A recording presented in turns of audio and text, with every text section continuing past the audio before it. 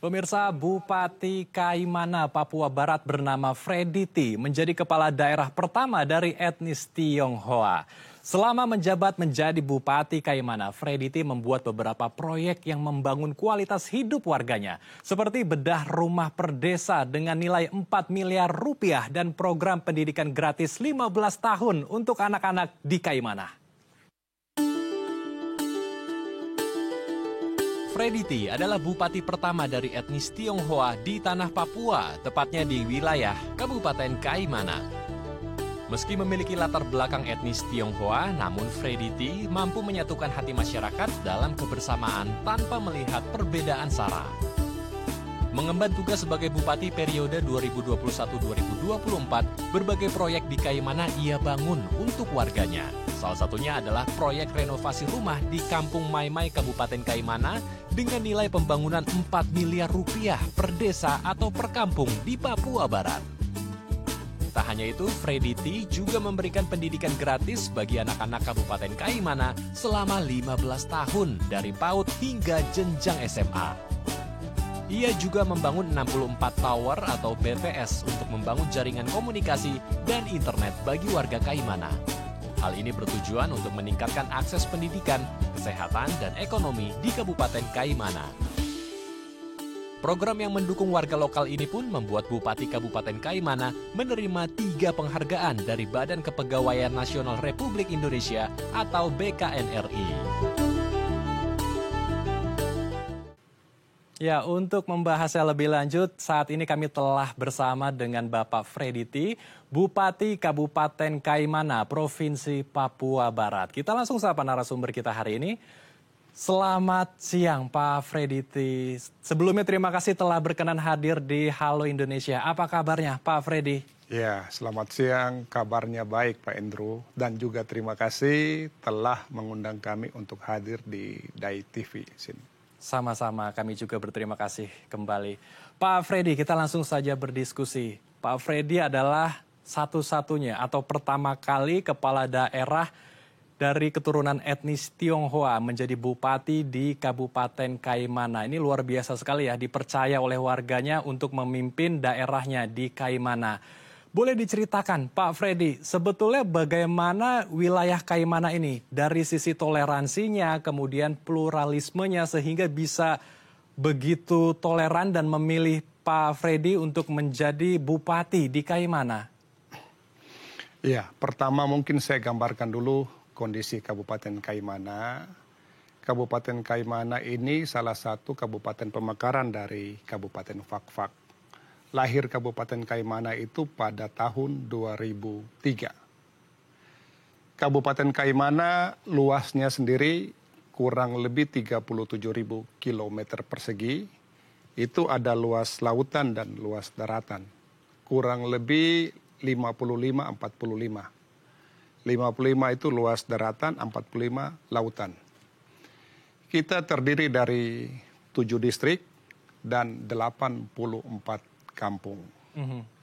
Berkaitan dengan kehidupan di Kabupaten Kaimana, toleransinya sangat luar biasa.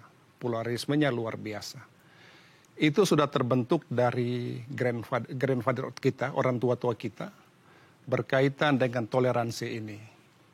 Dalam beberapa kesempatan, saya sendiri lihat waktu masih kecil, saudara-saudara kita yang kampung Kristen, kalau buat gereja dibantu oleh saudara yang Muslim. Dan sebaliknya, kalau kita saudara yang Muslim buat masjid, yang Kristen juga bantu. Ini menjadi modal kita, modal pemerintah, untuk kita jaga, kita rawat kebersamaan ini. Baik, jadi warganya memang sudah punya core atau punya inti toleransi yang luar biasa ya antar warga satu dengan warga yang lain, luar biasa.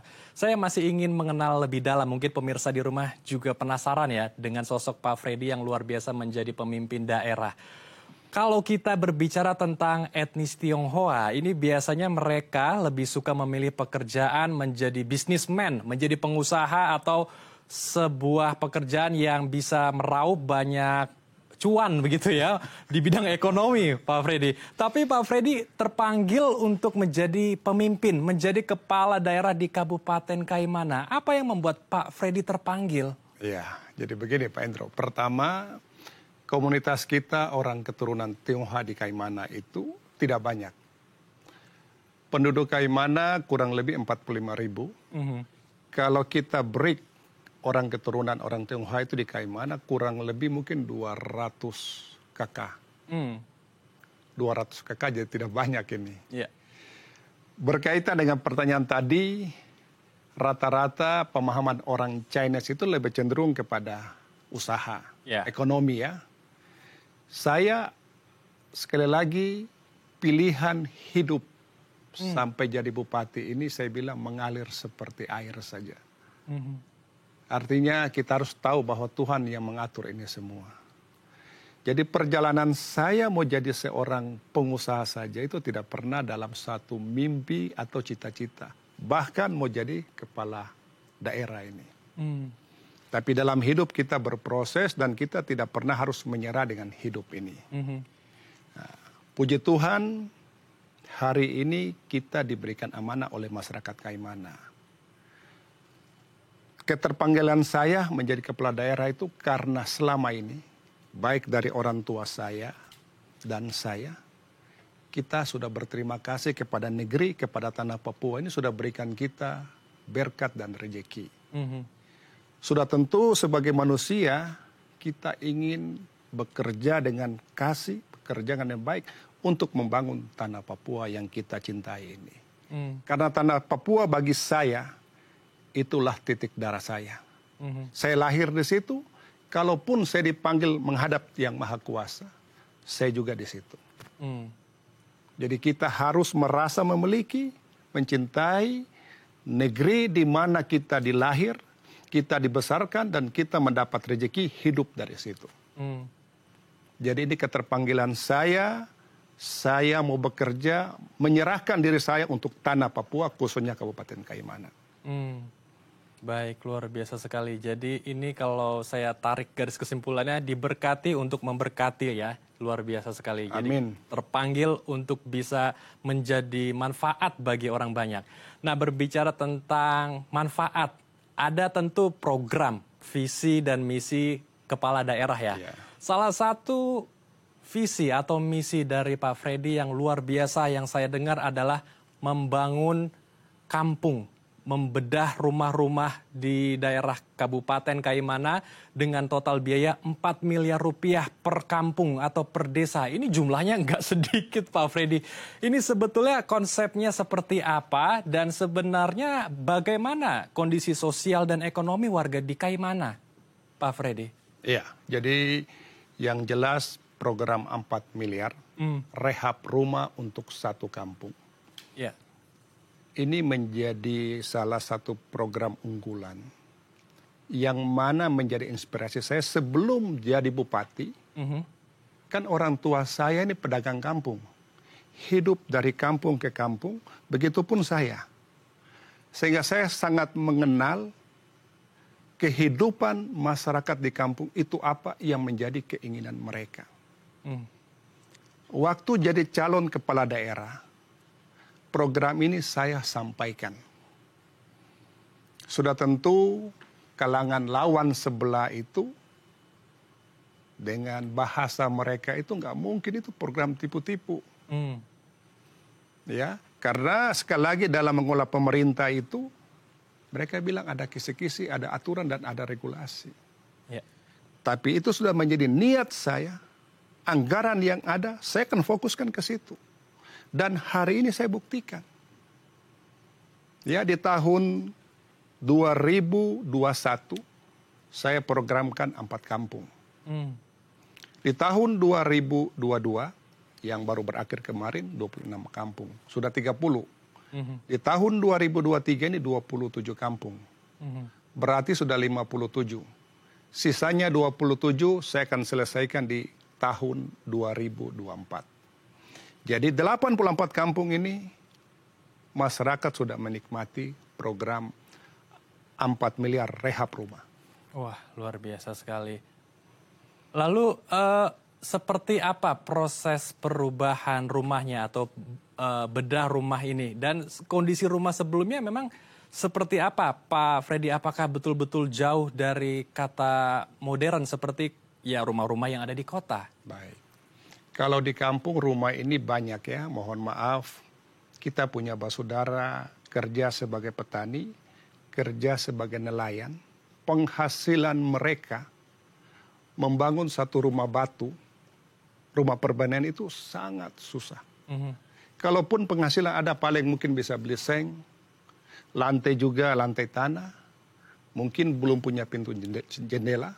Sehingga dengan program ini rumah-rumah yang belum selesai kita bedah supaya yang kurang-kurang ini rumah ini sempurna. Contoh dinding yang belum diplester kita plesterkan, belum punya pintu jendela kita selesaikan, belum punya plafon kita selesaikan. Jadi bukan bangun baru. Rumah yang sudah ada kita benahi sehingga rumah menjadi rumah yang layak. Karena kita percaya rumah itu adalah awal dari segalanya ya, dari mulai untuk membangun sebuah keluarga, kehidupan yang baru, dan juga masa depan yang baru. Dan tentunya ini juga menjadi dampak positif yang luar biasa ketika rumah-rumah di daerah Kaimana sudah lebih baik, maka daerah Kaimana pun juga akan meningkat kualitas hidupnya. Nah, ada juga permasalahan-permasalahan lain yang mungkin dirasakan oleh warga di daerah yang cukup dalam ya, seperti di daerah Kaimana, yang mana ada 3 masalah yang cukup pelik, yaitu air bersih, kemudian listrik atau penerangan, dan jaringan komunikasi. Bagaimana Pak Freddy menjawab semua tantangan itu? Yang jelas program kita selain tadi rehab rumah dengan program 4 miliar, kita konsentrasi 4 hal. Yang satu 4 miliar, yang kedua air bersih, yang ketiga penerangan, yang keempat jaringan komunikasi. Ini menjadi kebutuhan dasar masyarakat di kampung kita. Saya lahir tahun 70. Dan waktu saya masih kecil itu, saya tahu kehidupan Kaimana seperti apa. Lampu saja tidak ada, Pak. Wah. Pagi-pagi kita bangun tidur, korek lubang hidung ini hitam. Karena pakai lampu tempel. Ya. Nah, puji Tuhan, tahun 80-an sudah ada lampu, tapi sampai jam 10. Ya, begitupun di tahun awal 2000, bahkan 2000 saya sudah kabupaten ini, belum ada lampu-lampu di kampung. Sehingga itu menjadi kerinduan saya. Dipercayakan jadi bupati, 4 hal ini harus saya bisa penuhi untuk masyarakat. Puji Tuhan, ya, jaringan komunikasi, kita sudah terbangun dibantu dengan program Bakti itu ada 64 tower. Dan semua berfungsi. Wah, kalau kita dengar di beberapa daerah bermasalah, tapi kita di Kaimana semua berfungsi dan hari ini masyarakat bisa menikmati untuk mengecek anak-anak mereka yang sekolah di kota Kaimana ataupun di beberapa kota studi yang ada di luar Kaimana. Begitupun juga air bersih. Kerjasama kita dengan Kementerian PUPR lewat program Pansimas.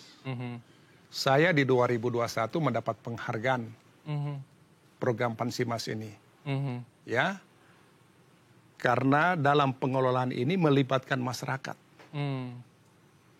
Ya, puji Tuhan dari 84 kampung kita sudah menyelesaikan 26 kampung. Ya, sedangkan untuk penerangan kerjasama dengan Papua Terang sudah terbangun 36 kampung. Ada lewat PLTD dan PLTS. Jadi sekarang kalau datang di Kaimana, 4 hal ini sudah mulai, bukan sudah mulai, perubahannya sudah signifikan. Ya, mudah-mudahan dengan dukungan semua pemerintah pusat, provinsi, dan daerah, saya berharap kita bisa berlari lebih cepat untuk pemenuhan 4 hal ini. Oke, luar biasa. Tentu Pak Freddy ya tidak bisa sendirian ya untuk menyelesaikan berbagai permasalahan. Harus ada kerjasama ya, harus ada gotong royong juga antara pemerintah satu dengan pemerintah lain, khususnya pemerintah pusat ya. Baik, luar biasa sekali. Saya dengar ada misi yang luar biasa juga dari Pak Freddy, yaitu menggratiskan memberikan beasiswa untuk anak-anak di Kabupaten Kaimana 15 tahun, Pak. Ini luar biasa sekali loh. Dari PAUD berarti, jenjang PAUD hingga jenjang SMA. Ini konsepnya seperti apa, Pak Freddy? Tapi ditahan, Pak, kita akan bahas usai jeda ya, Pak. Baik. Baik, pemirsa, jangan kemana-mana karena kami akan kembali sesaat lagi.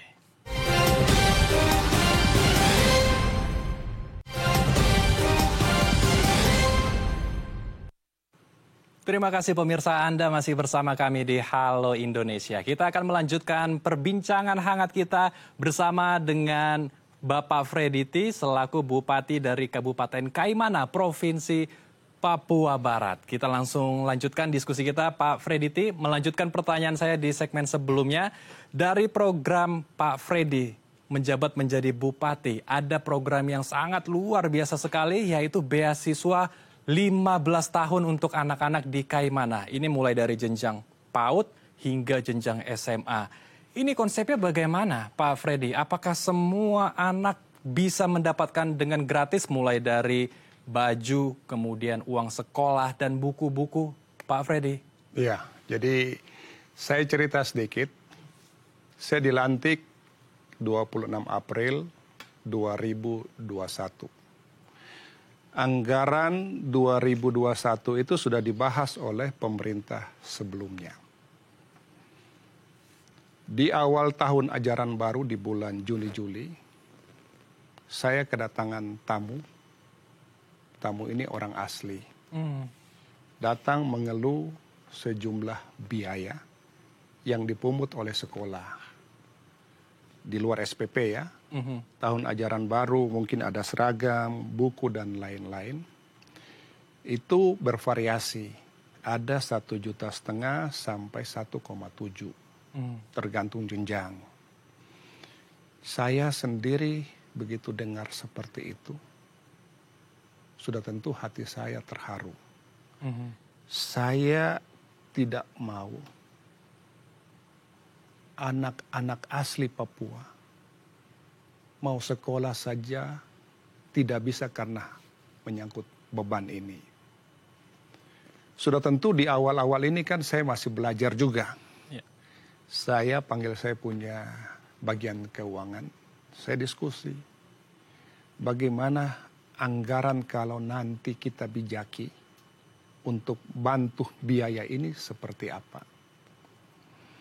Rupanya bagian keuangan saya sampaikan Pak Bupati masih bisa. Karena kita punya anggaran otsus. Dan otsus itu diperuntukkan untuk itu juga. Sehingga saya memberikan petunjuk supaya di tahun 2021 wajib belajar itu 9 tahun. 9 tahun hitungan kita SD, SMP, dan SMA. Dan sesuai dengan aturan pengelolaan tanggung jawab pendidikan itu kabupaten sampai pada tingkat SMP saja. Ya, di tahun 2022 lahirnya Undang-Undang Otsus nomor 2 tahun 2021. Ya, pasal 106 107 pengelolaan SMA dan SMK dikembalikan ke kabupaten yang dulunya di provinsi. Nah, sehingga di tahun 2022, lewat intervensi APBD, kita biayai dari mulai PAUD, TK, SD, SMP, SMA, dan SMK. Jadi mulai dari SPP, dan juga tadi uang buku dan uang seragam. Kalau untuk negeri, ya, sudah tentu tanggung jawab pemerintah tidak ada masalah. Tetapi yang menjadi masalah sedikit itu pada yayasan. Kebetulan kita yayasan di Kaimana itu ada yayasan YAPIS, yayasan misi atau Katolik, dan YPK. Ya. Kita masih butuh proses untuk mereka menghitung sejumlah biaya yang nantinya kita hibahkan untuk mendukung itu. Ada sebagian yang sudah jalan, ya, tapi ada sebagian yang masih sedikit polemik itu. Tapi saya optimis anggaran kita cukup untuk kita intervensi supaya anak-anak Papua ini, khususnya anak-anak Kaimana, harus bisa dapat sekolah. Oke, luar biasa sekali. Jadi ada dana juga yang memang disiapkan agar anak-anak di Kabupaten Kaimana bisa menempuh sekolah yang lebih tinggi ya. Nah, berbicara sedikit tentang dana, ini kan nggak sedikit Pak Freddy. Apalagi tadi di segmen sebelumnya kita sempat diskusi juga ada program benah kampung ya, 4 miliar per satu kampung. Ini bukan dana yang begitu kecil ya, besar sekali. Ini apakah pure murni dari APBD di Kaimana atau seperti apa, Pak Freddy? Jelas murni dari APBD. Saya gambarkan sedikit, APBD kita 1 tahun, Kabupaten Kaimana kurang lebih itu 1,1 T atau 1.100 miliar. Amanat undang-undang itu 20% untuk pendidikan. Jadi kalau 20% dari 1,1 T itu setara dengan 220 miliar. Jadi menurut saya uang ini besar. Ya, tinggal bagaimana kita betul-betul menempatkan porsi pendidikan sesuai dengan regulasi. Saya kasih contoh. Penduduk kita tadi saya sampaikan 65 ribu. Anak-anak usia sekolah. Ya. Dari tadi, PAUD, TK, SD, SMP, SMA, dan SMK. Taruhlah kita bulat 10 ribu. Kalau SPP, satu anak 100 ribu. Karena 100 ribu di Papua besar, Pak. SPP di Jawa itu bisa 2 juta, 3 juta. Papua 50, 100 ribu sudah besar. Ya, kita anggap 100 ribu. 100 ribu kita kali 10 ribu, kan 1 miliar. 1 tahun kali 12 miliar. Taruhlah 200. 200 kali 10 ribu, 2 miliar. Kali 12, 24 miliar. Ini SPP. Tinggal kita hitung tadi. Biaya seragam, biaya buku. Saya bilang tidak lebih daripada mungkin 40-50 miliar untuk biaya ini. Masih ada sisa anggaran untuk kita bisa tadi. Peningkatan sarana prasarana dan kualitas guru masih ada. Saya berkomitmen ini. Amanat undang-undang untuk pendidikan kita harus berikan porsi yang tepat. Baik, jadi uang juga sebetulnya dari rakyat ya. Dari rakyat, oleh rakyat, dan untuk rakyat. Luar biasa sekali. Selain bedah rumah ya atau benah kampung, 4 miliar rupiah per satu kampung. Kemudian ada beasiswa 15 tahun, ini juga sangat luar biasa. Dan ada juga program biaya atau layanan kesehatan yang digratiskan ya, tentunya juga dengan BPJS yang saat ini sudah berjalan. Ini luar biasa juga karena mungkin di sana banyak yang sulit untuk mendapatkan akses atau layanan kesehatan. Ini boleh diceritakan Pak Freddy, bagaimana saat ini situasi rumah sakit atau sarana kesehatan di sana dan bagaimana juga warga agar bisa mudah menjangkaunya. Tenaga medis di sana juga saat ini bagaimana Pak Freddy, apakah sudah mumpuni? Jadi baik, saya sekali lagi diberikan amanah. Selain tadi 4 program, ya, saya memberikan perhatian khusus untuk pendidikan dan kesehatan. Bagi saya ini kebutuhan dasar masyarakat. Masyarakat mau pintar kan harus sehat. Ya. Sehingga khusus untuk kesehatan, awal-awal masuk itu banyak keluhan. Kita punya puskesmas, kita punya rumah sakit, petugas tidak on time masuk.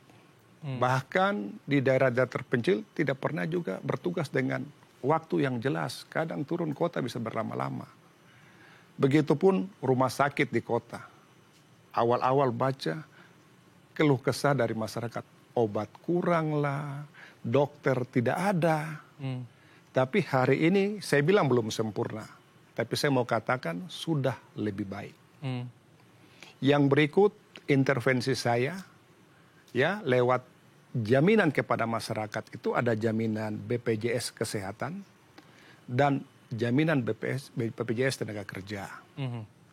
BPJS Tenaga Kerja kita backup itu ada 14.000. 14.000 itu bagi pekerja bukan penerima upah.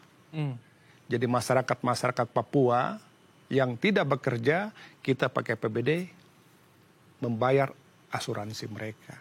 Di dalamnya ada 3 perlindungan. Kematian dapat 42 juta, kecelakaan kerja dan pendidikan. Begitupun BPJS Kesehatan. Ada yang dibiayai oleh daerah dan ada yang dibiayai oleh pusat.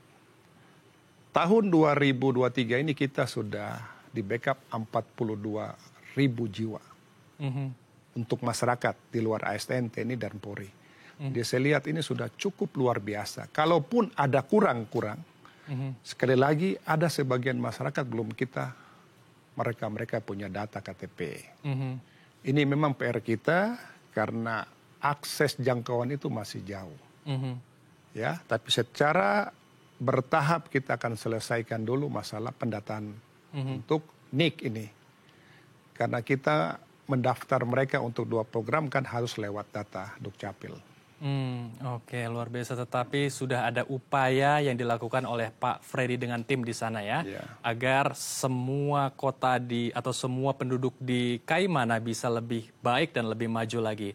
Permasalahannya Pak Freddy, untuk bisa membuat sebuah kota atau daerah ya menjadi lebih maju, tidak hanya ada infrastruktur, sarana dan prasarana yang baik, SDM ini juga menjadi kunci utama agar kota bisa lebih maju lagi. Bagaimana dengan pemberdayaan SDM yang ada di Kabupaten Kaimana? Apakah ada seperti training begitu agar mereka bisa lebih meningkatkan kapasitas dirinya sehingga bisa bersaing dengan orang-orang yang ada di kota, SDM yang ada di kota-kota maju, Pak Freddy? Iya, jadi kalau kita bedakan dari SDM formal dan informal. Ya, kalau yang informal ini kita ikut pelatihan di BLK Sorong sebagai tukang bangunan, bengkel, listrik dan lain-lain.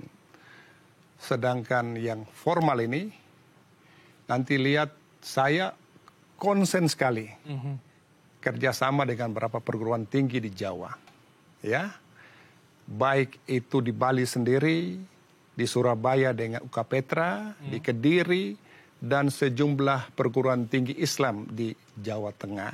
Saya bawa anak-anak Kaimana untuk sekolah di sana. Sekolah setingkat universitas. Supaya mereka ini wawasannya terbuka. Nanti mereka balik menjadi aset masa depan Kabupaten Kaimana. Karena kita tahu di era perubahan dunia yang begitu cepat, teknologi yang begitu berlari begitu cepat, sudah tentu SDM harus kita siapkan. Jangan sampai kita tertinggal dengan daerah-daerah lain. Luar biasa. Sudah tentu menjadi beban kita. Ini anak-anak kita kasih sekolah. Sesudah selesai sekolah, mereka kita mau kemanakan? Ya, kalau hanya untuk CPNS, kontrak, ini kan kuotanya terbatas terus. Ya, sehingga saya sendiri berupaya harus swasta itu tumbuh juga di daerah. Ada investasi, ada investor masuk. Ya, supaya anak-anak ini pulang bukan berpikir untuk jadi kontrak saja, atau ASN ada lapangan kerja yang lain yang bisa menampung mereka. Oke, luar biasa sekali. Terakhir Pak Freddy, singkat saja, untuk bisa membangun proyek dan semua visi misi yang Pak Freddy sudah tadi sebutkan dan merealisasikannya kan pasti tidak mudah ya. Ada begitu banyak hambatan, tantangan, rintangan yang harus Pak Freddy jalani. Dan tentu juga harus bisa membangun trust, membangun kepercayaan kepada warga di Kabupaten Kaimana itu sendiri. Karena Pak Freddy juga dari etnis keturunan Tionghoa, mungkin juga dari look agak berbeda dengan orang-orang yang ada di sana. Bagaimana menghadapi berbagai hambatan, tantangan, rintangan, dan juga menjaga integritas utamanya nih untuk Pak Freddy. Dan akhirnya ya warga di Kaimana bisa tetap selalu percaya dengan Pak Freddy. Kalau saya bilang perbedaan kita dengan orang asli itu tidak beda. Kenapa tidak beda? Saya makan dan minum air Papua. Sifat dan kelakuan saya sama dengan orang Papua. Ya, yang membedakan mungkin kita kulit dan rambut. Saya kuning Papua. Artinya hati saya hati Papua. Sudah tentu saya harus bekerja dan meninggalkan satu legasi baik untuk kita orang Papua, khususnya Kaimana. Jadi kalau ada yang beranggapan, ini latar belakang pengusaha, masuk jadi politikus dan jadi bupati, ini hanya mengejar ekonomi. Saya katakan tidak. Ya, diri saya ini sudah cukup untuk diri saya. Ya, amanat yang ada, saya mau bekerja, atau roti yang ada saya mau atur baik ini. Ibarat kalau saya jadi pengusaha, saya punya uang 1 juta. Saya mau bagi orang 100.000, berarti saya tolong hanya 10 orang. Tapi hari ini saya sebagai bupati, saya kelola anggaran tadi kurang lebih 1,1 T. Kebijakan ini saya bisa bantu lebih banyak. Itu yang menjadi kerinduan. Dan harus tahu Pak Andre, di masa pemerintah saya, tidak ada saya buat proyek multi-years. Proyek yang besar-besar, mungkin bangun gedung-gedung yang besar, yang memerlukan anggaran besar, buat stadion, buat gor, bangun kantor bupati, kantor DPR, tidak. Kegiatan saya fokus pemberdayaan karya. Artinya proyek padat karya yang berpihak langsung kepada masyarakat. Salah satu yang 4 miliar ini, Pak. Ini semua langsung untuk masyarakat. Itu bukti yang saya berikan untuk negeri yang saya sudah makan dan hidup dari situ. Baik, luar biasa. Jadi memang sepenuh hati, sepenuh cinta untuk mengabdikan diri di tanah Papua tercinta. Luar biasa. Semoga diskusi kita hari ini bisa menginspirasi pemirsa di rumah ya, agar bisa melakukan hal yang baik ketika kita sudah diberkati ya. Diberkati untuk memberkati seperti Pak Freddy tadi bilang ya. Baik, terima kasih Pak Freddy telah berkenan bergabung bersama kami di sini di Halo Indonesia. Salam sehat Pak Freddy.